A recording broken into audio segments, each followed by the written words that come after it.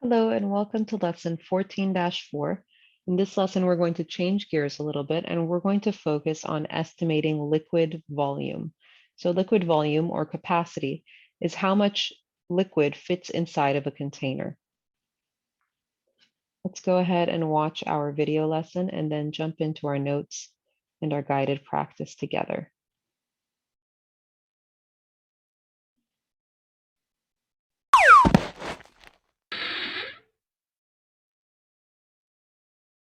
How do you estimate capacity? What is the capacity of the pail? Capacity, or liquid volume, is the amount a container can hold measured in liquid units. 1 metric unit of capacity is the liter. This water bottle holds about 1 liter. Compare the capacity of the water bottle to the capacity of the pail. The pail appears to be large enough to hold several liters. Count how many times you can fill a liter container and empty it into the pail.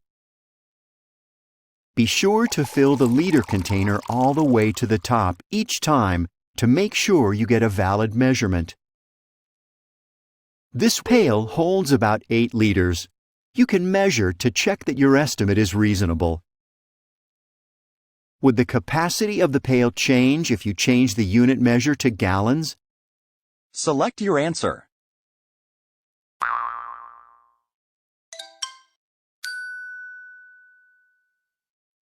The capacity would stay the same, even though the unit for the capacity would change. The pail still holds the same amount of liquid.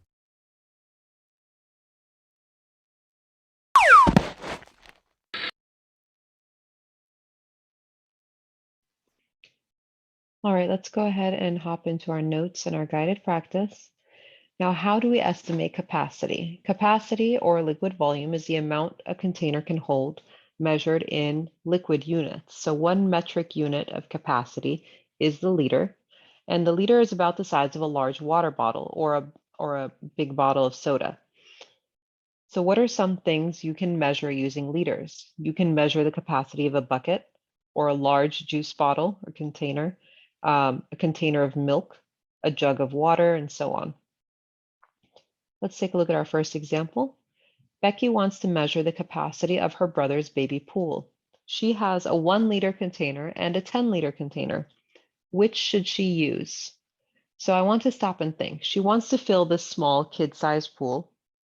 Now I know a 1 liter container is about the size of a water bottle. So it doesn't make sense to use the 1 liter container because she would be spending a long time filling it up.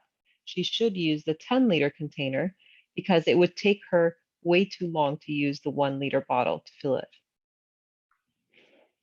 For our next examples, it says estimate the capacity of these different items.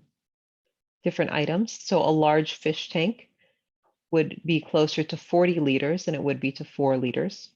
A bathtub would be closer to 100 liters than it would be to 10 liters.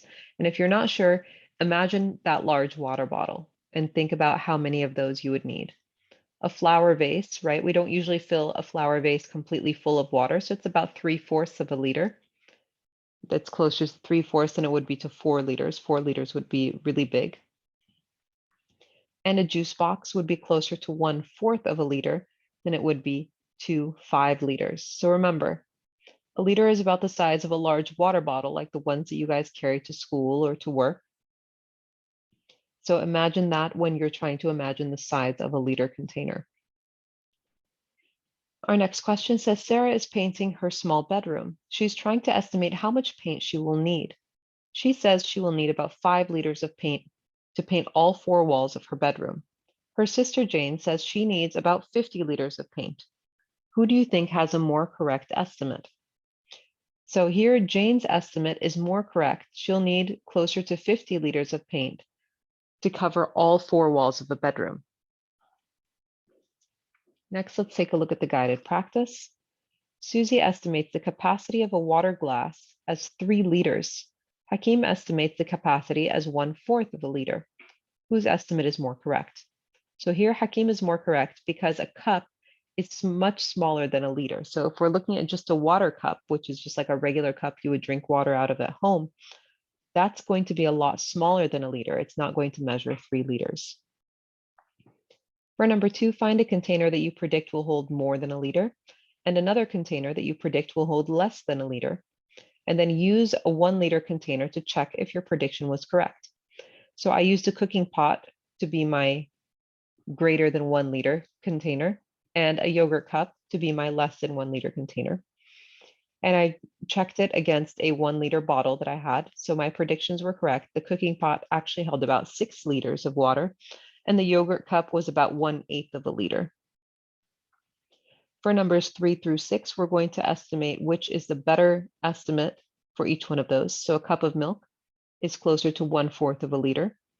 A bucket would be about 1 liter, not 100 liters. A bottle of juice would also be about 1 liter. And a cereal bowl would be closer to 1/4 of a liter. Okay, that takes us to the end of this lesson. It was short and quick and hopefully easy for you guys. If you have any questions, let me know. Otherwise, have a wonderful day. Take care. Bye-bye.